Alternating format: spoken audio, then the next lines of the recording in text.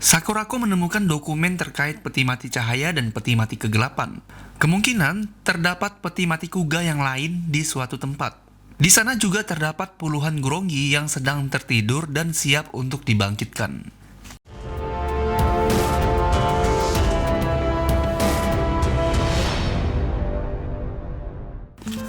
Assalamualaikum warahmatullahi wabarakatuh.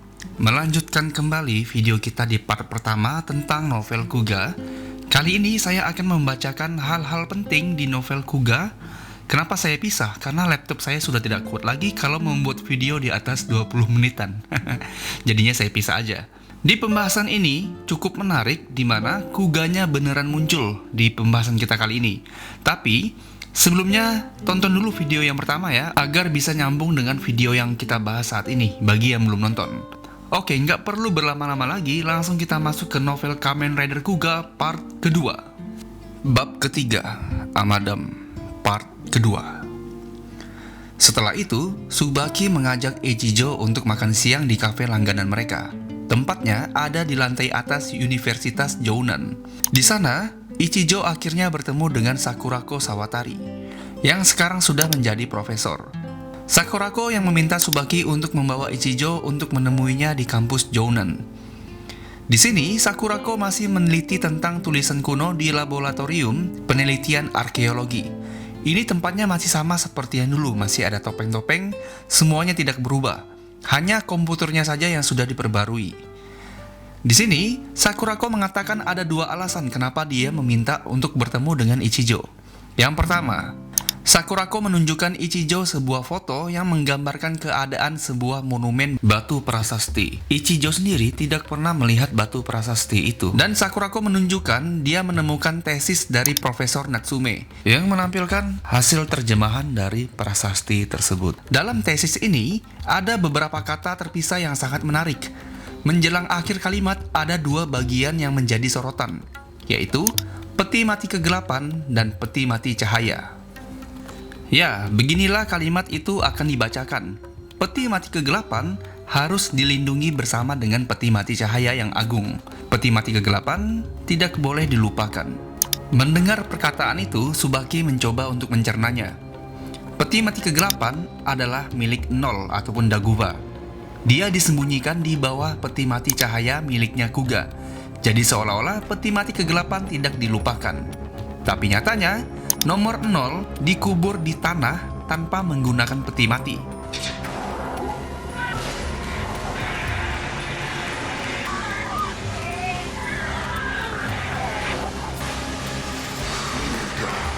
Sakurako pun membenarkan hal itu. Setelah mengubah cara pandang, dia menyadari bahwa karakter tersebut berartikan suatu ruangan yang berada di dalam bangunan. Lalu, kata ruangan bisa disamakan dengan kalimat peti mati itu sendiri. Dengan kata lain, reruntuhan Kurogatake adalah bangunan, sedangkan peti mati adalah ruangannya. Jadi, reruntuhan Kurogatake di 13 tahun yang lalu itu adalah peti mati cahaya. Dan dengan kata lain, sangat besar kemungkinan bahwa ada satu set reruntuhan yang lebih kecil, di mana terdapat peti yang berisikan mumi dari prajurit Linto. Dan sangat besar kemungkinan di bawah sana dari reruntuhan tersebut masih tertidur puluhan Guronggi yang menunggu untuk dibangkitkan. Ichijo dan Tsubaki menjadi merinding. Di bawah reruntuhan Kurogatake sendiri terdapat 200 Guronggi yang terkubur di sana. Walaupun ada reruntuhan dan peti mati lainnya yang lebih kecil, gagasan bahwa mungkin ada Guronggi yang tidak dikenal sedang terbaring di sana, menunggu untuk dibangkitkan. Itu adalah hal yang sangat menakutkan, bukan? Tsubaki mengatakan bahwa saat insiden nomor 40, terdapat banyak jasad Guronggi yang telah dibantai oleh nomor 0. Sangat mungkin jika ada satu atau lebih Guronggi yang berhasil lolos, dan mereka yang lolos ini membangkitkan para Guronggi di reruntuhan yang satunya tadi. Mendengar hal itu, Ichijo langsung teringat dengan wanita B1. Ichijo memang menembak dada wanita itu, dan dia jatuh ke dasar laut. Tapi ketakutan yang telah mengintai jauh dari dalam hatinya, kayaknya sudah mungkin akan menjadi kenyataan. Sakurako kembali menjelaskan alasan kedua memanggil mereka kemari.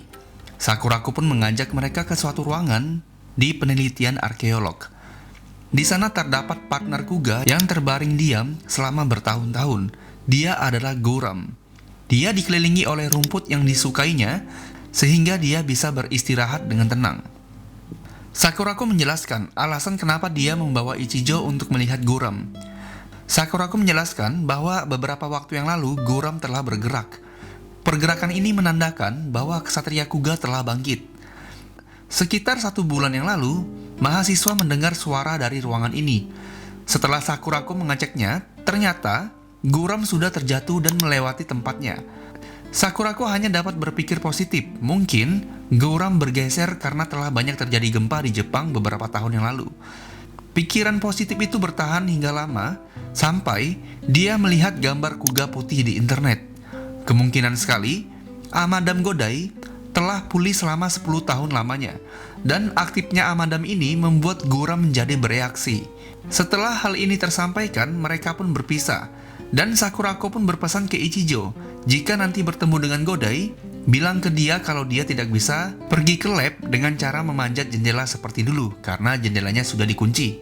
Itu untuk pembahasan ataupun untuk event yang ada di kampus Jonan di mana Sakurako berada. Setelah itu, Ichijo kembali ke kantor 1 Departemen Investigasi, dan di sana Ichijo bertemu dengan Mika yang langsung menunjuk tumpukan dokumen terkait kasus kematian yang disebabkan oleh insiden shock anafilaksis. Dengan data dari komputer dan ponsel korban yang diperiksa secara terperinci, Mika melakukan semua yang dia bisa untuk menemukan bukti terkait dengan kasus-kasus tersebut.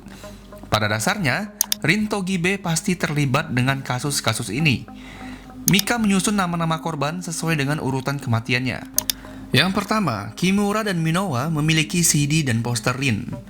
Selanjutnya, Furubayashi, Ariga, Toyama, dan Kusakabe juga terdapat produk idol mereka yaitu Rin. Yoichi dan Aoyama sudah pasti memiliki CD yang mereka lihat saat di awal investigasi. Sekarang tinggal Watarai yang berumur 74 tahun ini. Selanjutnya, Mika mulai mengaitkan nama-nama mereka dengan pola merah kuning biru, dan semua nama-nama mereka memiliki unsur seperti itu. Tidak mesti nama asli, ada yang menggunakan nama panggilan, nama blog, dan juga nama julukan saat mereka sekolah dulu. Semuanya memiliki pola AK, AO, dan Ki. Jika teman-teman baca novelnya, nanti itu bakalan dijelasin sama Mika sedetail mungkin terkait bukti-bukti yang mengaitkan nama-nama korban dengan warna merah biru kuning tadi. Berikutnya, ke-9 korban ini adalah orang yang pernah berinteraksi langsung dengan Rin Togibe. Di sini, Mika kemudian menunjukkan Ichijo sebuah gambar yang menggambarkan salah satu konferensi jabat tangan Rin Togibe. Semua peserta memiliki pelat nama yang tergantung di leher mereka, dengan menuliskan nama mereka di sana. Rin akhirnya akan memanggil mereka dengan nama itu untuk berjabat tangan dengannya. Syarat untuk dapat berjabat tangan dengan Rin adalah dengan membeli CD edisi cetak pertama yang dikemas dengan hadiah One Free Anything Ticket. Hadiah ini memungkinkan fans untuk bisa berjabat tangan dengan Rin.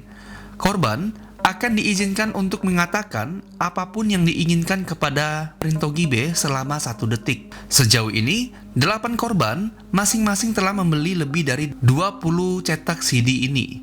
Artinya, mereka bisa berhubungan ataupun berjabat tangan dengan Rin di konferensi jabat tangan ini dengan waktu yang lama sesuai dengan pembelian CD mereka. Jadi, tidak diragukan lagi dia mengambil kesempatan saat berjabat tangan untuk menggunakan anggota badan seperti tentakel ubur-uburnya dan menyengat mereka.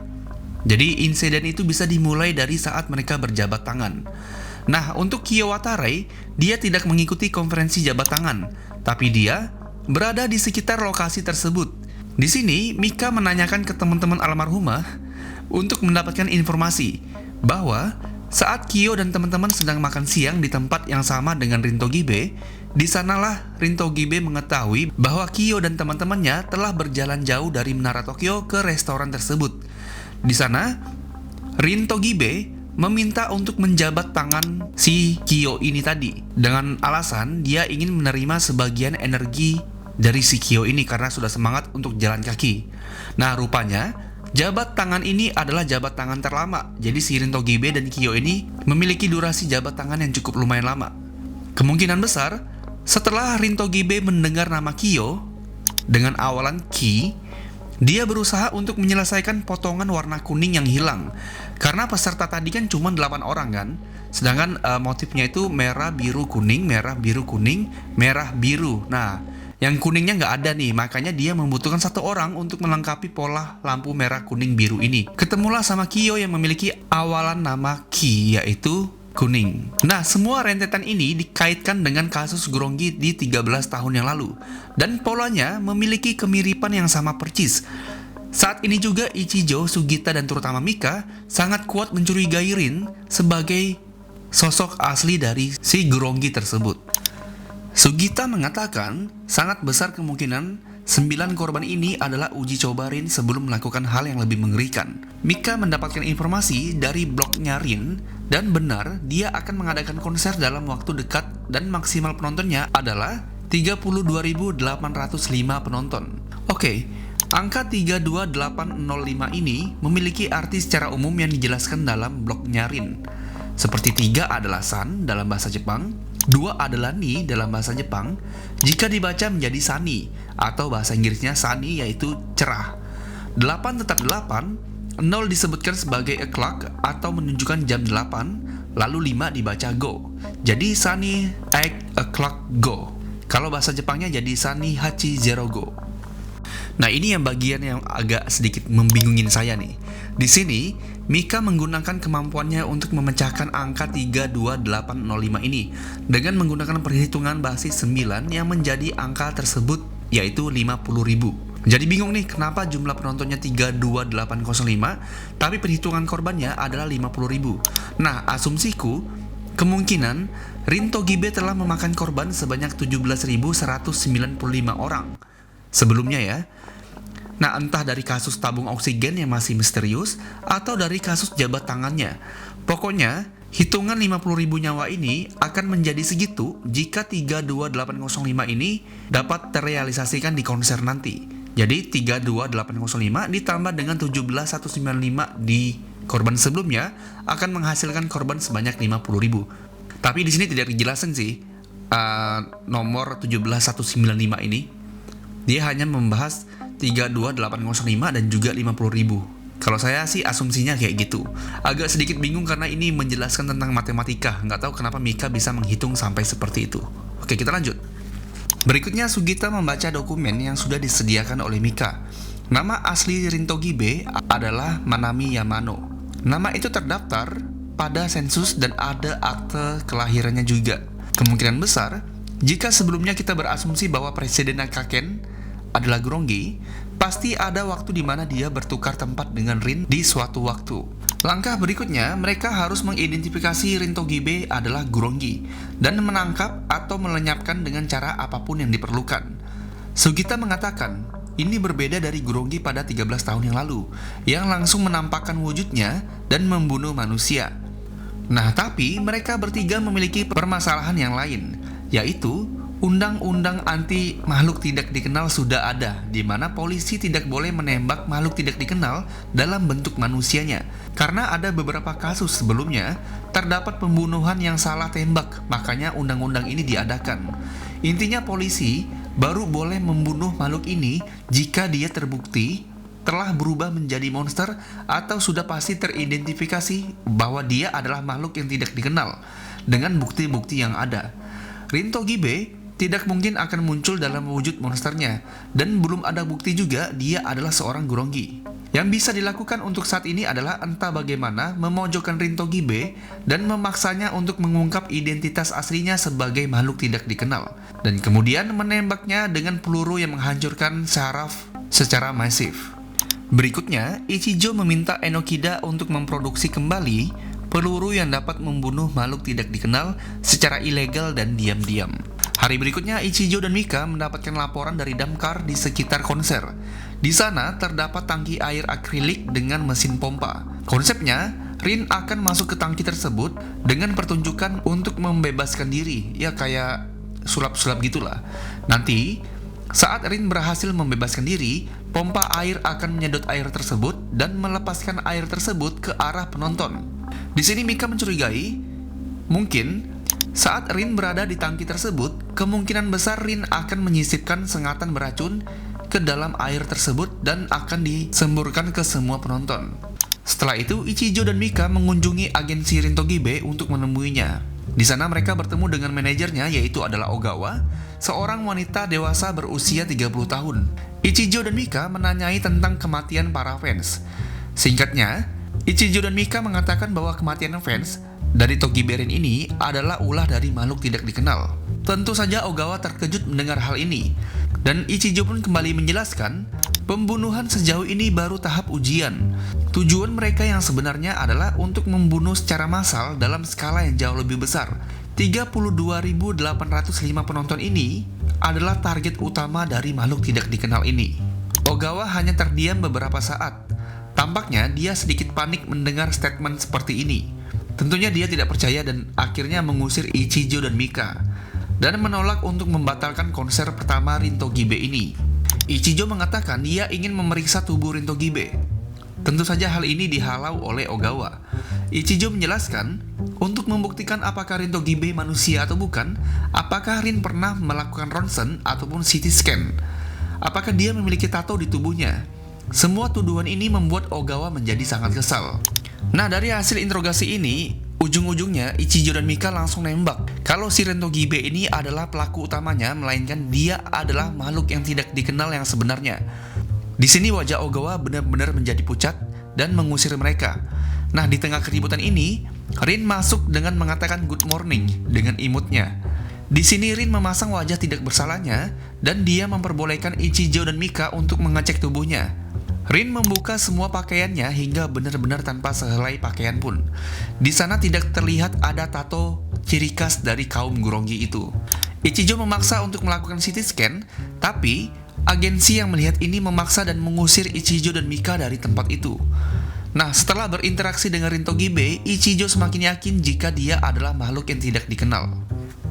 Nah, karena hal ini, agensi melaporkan mereka ke Divisi Polisi Keamanan, sebuah organisasi yang terpisah dari Departemen Kepolisian. Dengan kata lain, mereka mencoba untuk membatasi pergerakan untuk mendekat di area konser tersebut. Nah, setelah hal itu, Mika Natsume berencana menyamar menjadi salah satu penari latar belakang Rin, agar dapat kembali masuk ke agensi tersebut. Enokida tiba-tiba datang, membawakan pesanan Ichijo, yaitu peluru yang bernama Fleetsets ini adalah amunisi yang mampu menembus armor tank. Di dalam peluru tersebut ada sekelompok jarum-jarum kecil yang benar-benar meningkatkan kemampuan penetrasinya. Jarum kecil ini kemudian memasuki tubuh dan menyebar, dan nanomachines mengaktifkan dan meledak di dalam tubuh si korban nanti ataupun si target nanti. Mereka 25 kali lebih efektif daripada peluru yang digunakan sebelumnya. Ini kayak Rasen Shuriken-nya Naruto nggak sih? Selanjutnya, Enokida melaporkan temuannya terkait kasus tabung oksigen. Jadi, ditemukan bahwa ada bentuk kehidupan atau makhluk hidup yang sangat kecil telah meniru salah satu bagian di dalam pompa kapsul oksigen tersebut. Mendengar hal ini, Sugita dan Ichijo semakin yakin bahwa Nakata adalah Gurongi yang bisa menanamkan bagian tubuhnya ke dalam pompa yang akan membunuh penggunanya nanti. Laporan kedua terkait racun ubur-ubur. Setelah pemeriksaan menyeluruh, beberapa detail menarik pun terungkap. Biasanya, racun ubur-ubur yang bernama alergen memiliki struktur molekul yang sangat stabil. Akan tetapi, racun yang alergen ini terbukti sangat tidak stabil dan memiliki kemampuan untuk dengan mudah bercampur dengan zat lain. Ketika alergen memasuki tubuh manusia, globulin kekebalan akan mengaktifkan dan mengikat virus yang menyerangnya. Namun, alergen yang ini malah menyebabkan globulin kekebalan yang harusnya mengikat virus malah berubah menjadi zat lain. Hal itu menyebabkan respon sistem kekebalan menjadi berlebihan pun terjadi di dalam tubuh.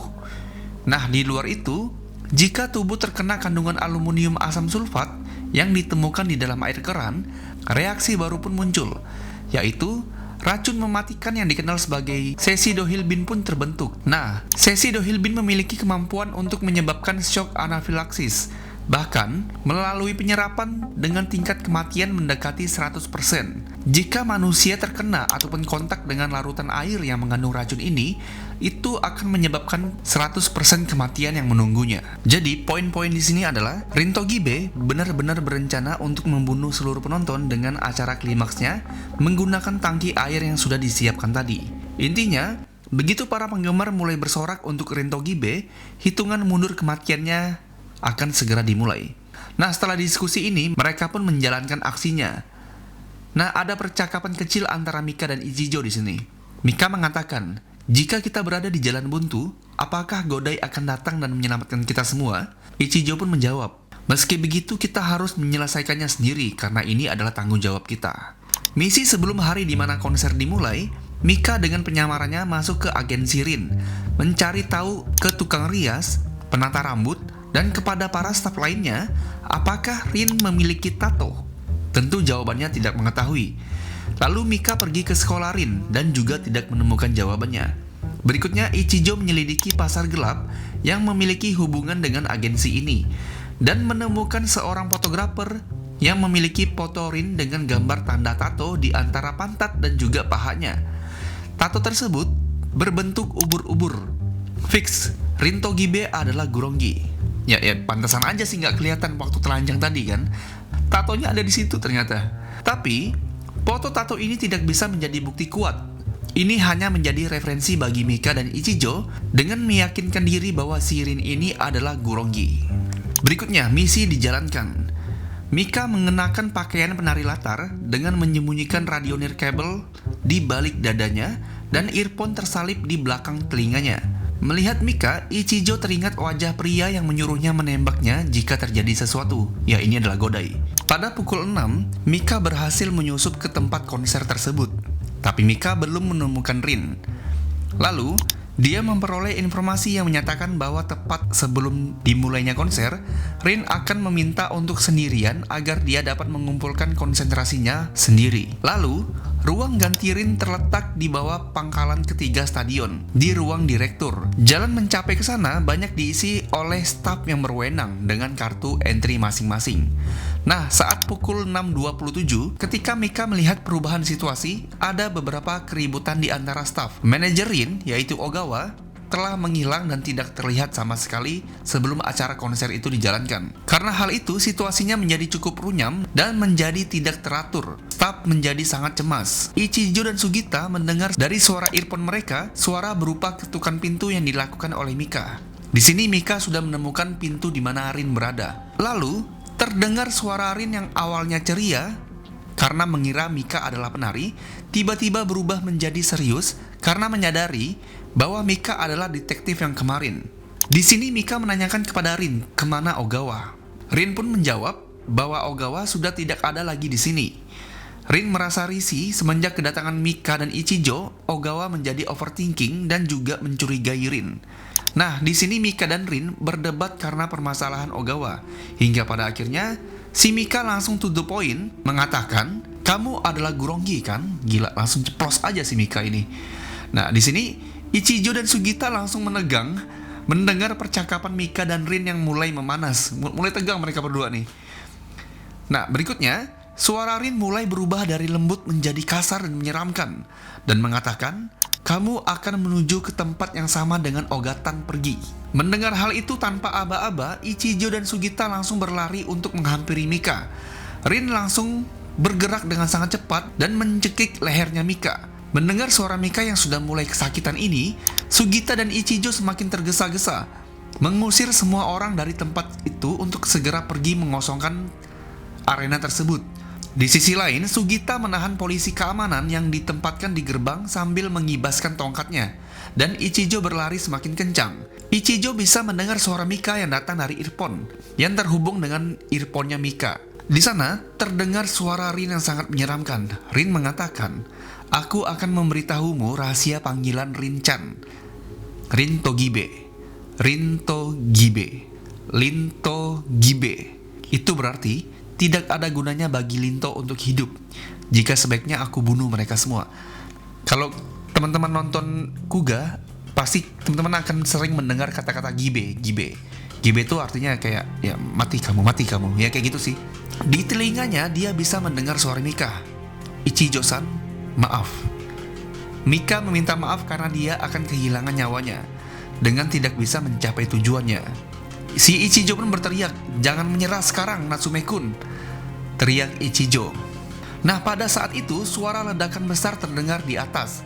Stand Nishiki Dome mulai runtuh ke bawah. Untuk alasan apapun, area atau ruang direktur menjadi sangat berantakan. Ichijo harus bertahan melewati staf yang melarikan diri dari kejadian tersebut. Ichijo berlari masuk, dan di dalam koridor yang gelap, awan debu tebal mulai menumpuk. Setelah bergegas melewatinya, dia datang ke area dengan cahaya yang bersinar. Tiba-tiba, sepotong puing jatuh di kepalanya Ichijo, dan membuat Ichijo jatuh ke lantai. Namun meski begitu, Ichijo mengumpulkan kembali kekuatannya dan kembali bangkit untuk mengejar si Mika ini. Nah, hampir sampai ke tempat tujuan, dia melihat dua siluet di dalam awan debu. Terdapat satu makhluk yang memiliki tangan yang sangat banyak ataupun tentakel yang sangat banyak. Bisa dipastikan ini adalah Gurongi ubur-ubur. Dan di sana berdiri sesosok makhluk lainnya, yaitu adalah Kuga berwarna putih. Tak lama dari itu, Ichijo pun langsung pingsan dan menyerah pada ketidaksadarannya. Bab 4. Formidable Foe, musuh yang tangguh. Ichijo membuka matanya setelah insiden tersebut. Di sini, Ichijo kembali mengingat apa yang sudah terjadi. Masih teringat jelas makhluk yang memiliki banyak tentakel dan kuga berwarna putih. Ichijo pun sadar jika dirinya sudah terbaring di rumah sakit. Namun tiba-tiba, suara ketukan terdengar dari arah jendela. Seseorang mencoba untuk masuk melewati jendela. Tangan seseorang itu menggeser pintu jendela dan melompat ke dalam ruangan dengan hampir tersandung. Ichijo tak berkedip melihat orang tersebut. Dengan gaya rambutnya yang kasual, yang sama seperti dulu, dan senyumnya yang sudah dinantikan oleh semua orang selama 13 tahun lamanya, akhirnya berada tepat di depan Ichijo-san. Pria tersebut adalah Godai Yusuke. Ya, Godai datang menjenguk Ichijo. "Aku pulang," kata Godai. Ichijo yang tidak percaya menanyakan, "Apakah kamu benar-benar Godai?" Godai pun menjawab untuk memvalidasi pertanyaan Ichijo bahwa dia benar-benar sudah kembali. Mendengar hal ini, Ichijo pun menepuk bahu Yusuke dan mengatakan, "Kamu terlambat, Godai." Nah, di sini terdapat dialog nostalgia antara dua sahabat yang sudah berjuang hidup dan mati dan baru bertemu setelah 13 tahun lamanya. Singkat cerita, Godai mengajak Ichijo untuk keluar sebentar. Mereka keluar dari pintu rawat inap, berjalan di lorong dan menaiki tangga, dan di balik pintu tersebut terdapat langit biru yang sangat bagus. Mereka melihat langit biru dari atap rumah sakit. Godai mengatakan bahwa langit di Jepang benar-benar bagus. Mau pergi kemanapun, tetap di sini adalah tempat yang mengingatkan akan perjuangan dulu. Ichijo tersadar dan mengatakan bahwa ini bukanlah waktu yang tepat untuk bersantai. Masih ada Gurongi yang harus aku selesaikan. Tetapi, Godai dengan senyumnya mengatakan bahwa semua itu sudah diselesaikannya. Karena itulah kenapa Godai kembali ke sini untuk menghadapi Gurongi tersebut. Mendengar itu, Ichijo menjadi kecewa karena harus membuat Godai kembali bertarung. Tiba-tiba saja tubuh Ichijo semakin berat dan dia terjatuh. Dan sekali lagi Ichijo pun tertidur. Nah, saat Ichijo membuka matanya, di sampingnya terdapat perawat yang menyambutnya dan mengatakan bahwa dia sudah tertidur selama 2 hari setelah insiden Rintogibe tersebut. Ichijo pun terdiam dan menyadari bahwa Godai adalah mimpinya untuk sekali lagi. Pertanyaannya, apakah kuga putih itu juga mimpi? Gimana menurut teman-teman? Saat saya membaca novel ini di bagian ini, setelah sempat down di bab sebelumnya, agak dibikin senang di awal bab keempat ini, lalu dihempaskan begitu saja. Gila. Dan ternyata Godai yang muncul kali ini masih sebuah mimpi dari Ichijo. Kecuali kuga putih tadi ya. Nah, itu dia untuk part kedua kita, di mana misteri-misteri baru mulai terkuak, seperti keberadaan Gurongi masih ada, kuga putih, dan ternyata terdapat 2 peti mati suku Linto lainnya. Untuk part 3 akan segera saya garap, karena semua pertanyaan di part 1 dan 2 ini akan terjawab di part ketiga nanti. Jadi tungguin untuk part ketiganya ya, secepatnya akan saya bikin dan akan saya posting. Oke, terima kasih sudah menonton sampai selesai. Saya ucapkan terima kasih banyak dan mohon dukungannya untuk subscribe channel ini agar saya bisa lebih semangat lagi dalam membuat konten. Dan saya akhiri video kali ini. Wassalamualaikum warahmatullahi wabarakatuh. Sampai jumpa.